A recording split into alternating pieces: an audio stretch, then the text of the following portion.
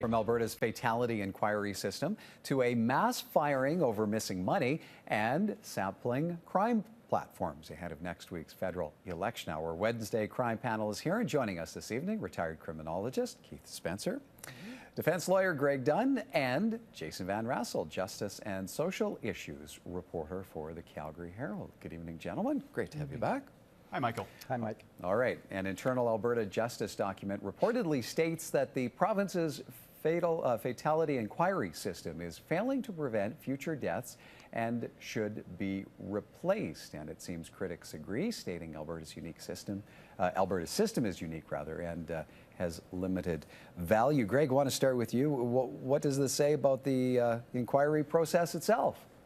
Well, I don't think the comments were necessarily directed towards a criticism of the process itself. I think the criticism is directed to what do we do with the information that we gleaned from the process. You know, one of the big questions, though, that I have is in terms of a criminal defense lawyer is the process is really run by a criminal judge. And in the criminal justice system, really the big things that we do in the criminal justice system is we allocate fault. And in terms of fatality inquiries, one of the things that they specifically don't do is there is not an allocation of fault. There's recommendations that's made by the judge after he hears evidence.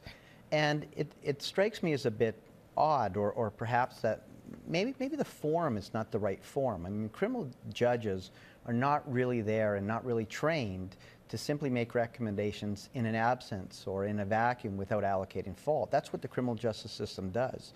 So the question to me is maybe they're not having the fatality inquiries in terms of the right forum, in terms of using a criminal judge and the criminal sort of process, and a modified criminal process that they've been using in terms of getting to the recommendations. The second comment I would have is often, I mean, how do you make recommendations that are to be followed when you don't have an allocation of fault? Really, there's no political impetus to institute recommendations if no one is really, the fingers of blame's not pointed at anyone. So I think there's two deficiencies. One's the forum that they have it in, and secondly, in terms of, there's really very little political impetus to go forward with recommendations when no one's really been held to account. So Jason, where do you weigh in then on the line of thought that this is a waste of public resources? I think fatality inquiries as a concept are a valuable exercise, and we need that process to continue. But I concur with what a lot of this report was saying in terms of reforming the process.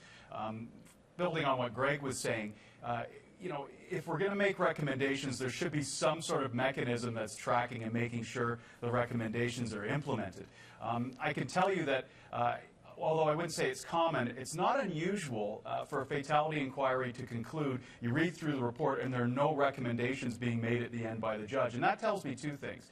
That tells me that probably the Fatality Review Board, which decides whether to call an inquiry, is probably calling inquiries too often and maybe looking at cases where there weren't systemic causes that need to be examined. But it also tells me as well that there are probably cases that are duplicating prior cases where the recommendations haven't been implemented, so the judge is saying, well, I have no recommendations because this has been recommended before. So, there's a lot of merit to what this report is saying, and maybe it'll spur some change on the part of the provincial government.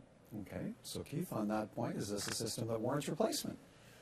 I don't think it warrants replacement, but I think there's a lot of things we can think about. One of them is, as Jason indicated, how cases are chosen for a review. And the second part, again, is the voluntary nature of any of the recommendations that may or may not be made. Most events that happen in the criminal justice system, jails, police, are reviewed and reviewed and reviewed. And the expectation that you can eliminate deaths by making more recommendations and renovations to the system just isn't going to happen. So if the goal is to kind of be running a criminal justice system where nobody in jail is ever killed or dies, or the police never kill anybody, I don't think that's a realistic expectation. But it almost sounds, when you read the report, that is the goal. Obviously, we want to reduce things, we want to improve things, but agencies do their own reviews. There's nothing more disastrous than a death in an institution.